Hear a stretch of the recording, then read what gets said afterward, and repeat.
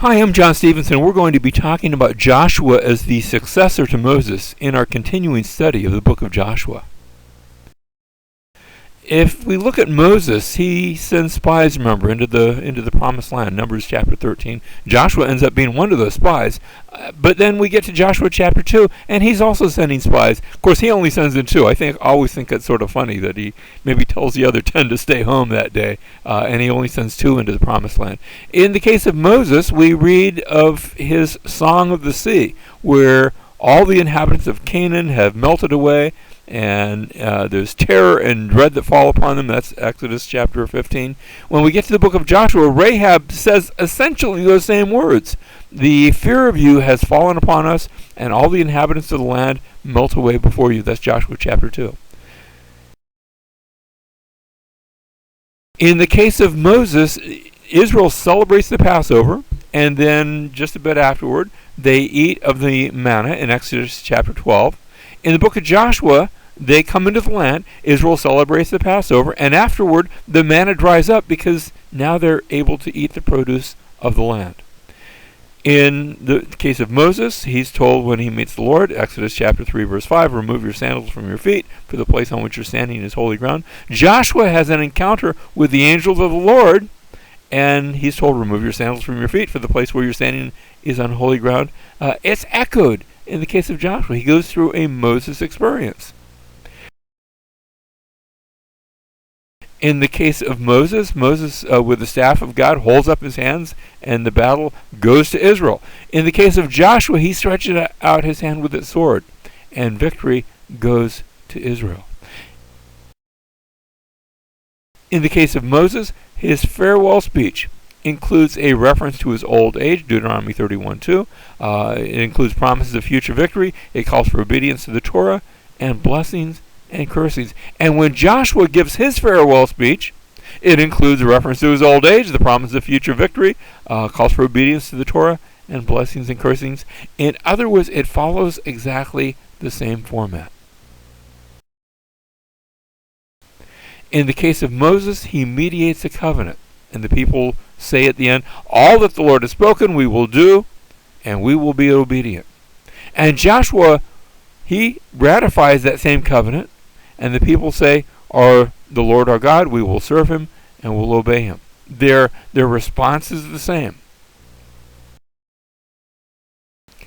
In Deuteronomy 34:9, we read that Joshua the son of Nun was filled with the spirit of wisdom, for Moses had laid his hands on him, and the sons of Israel listened to him and did as the Lord commanded Moses.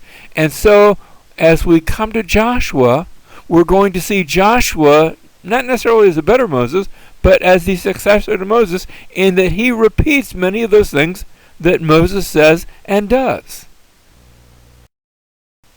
Now, when we get to the New Testament, we see an interesting correlation, almost like an echo, as we read the book of Acts and we see some events that take place that remind us a lot of the book of Joshua.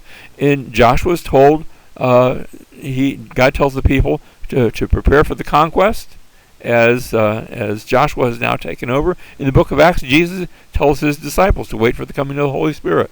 In the book of Joshua, Israel crosses the Jordan and they circumcise themselves.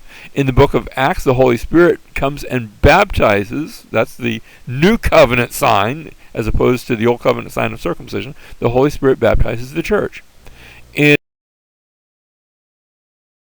In the book of Joshua, Jericho is conquered, and everyone there is put to death. Of course, Rahab and her family are delivered, but everyone in Jericho are put to death.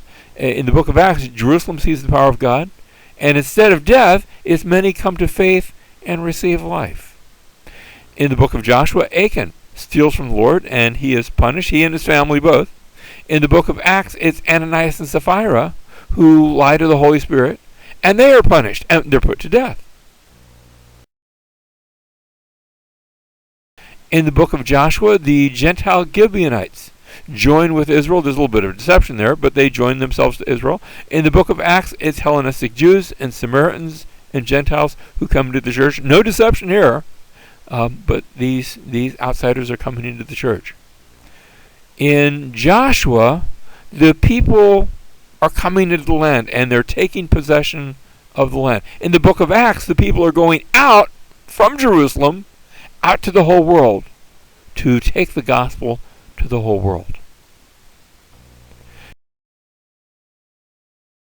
Now, finally, what I want you to see is that in Moses and Joshua, as we look at the comparisons between the two and then compare them to Jesus, it's in Jesus that we see the better Joshua, the better Moses too, for that matter.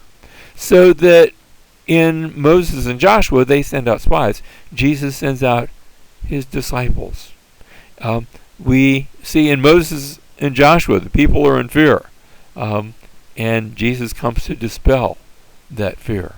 In Moses and Joshua, we see the Passover and the manna. And Jesus has become our Passover lamb. He is the better manna. He is the bread of life that somebody can eat and never again hunger. In the case of Moses and Joshua, we see them coming before the Lord and remove your sandals, for the ground on which you stand is holy ground. Jesus is the holy ground. He is the Holy One of God who comes to us. And he comes and he makes us holy too. In the case of Moses and Joshua, we see them, and we have seen them, stretching out their hands in battle. Jesus stretches out his hands and goes to the cross and wins the battle for us. In the case of Moses and Joshua, they each mediate the covenant. Jesus brings the better covenant, the newer covenant, a covenant that is supplied by his own blood and broken body on the cross.